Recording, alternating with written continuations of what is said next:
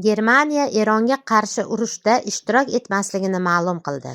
Assalomu alaykum hurmatli kanalimiz kuzatuvchilari. Kanalda yangi bo'lsangiz obuna va like tugmasini bosishni unutmang.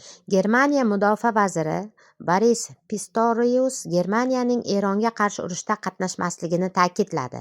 Bu haqda u parlamentdagi muhokamada so'z ochdi. Vazir Germaniya mojaron tomonda emasligini, balki keskinlikni pasaytirish va zo'ravonlikning kengayishini cheklashga harakat qilishini bildirgan. Bundestagda o'tkazilgan muhokamada Pistorius urushdan keyingi davr uchun aniq strategiya zarurligini aytgan.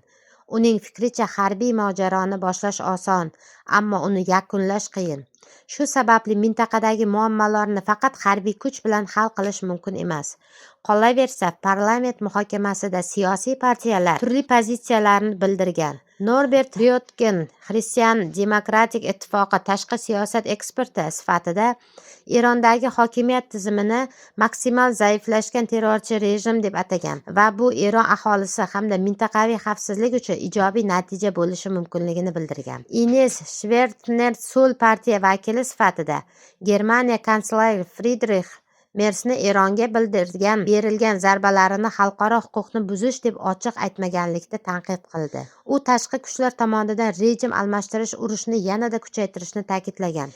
Eslatib o'tamiz, avvalroq Britaniya va Germaniya Isroilga yordam ko'rsatish uchun o'z kuchlaridan foydalanishga tayyor ekanligini e'lon qilgan edi.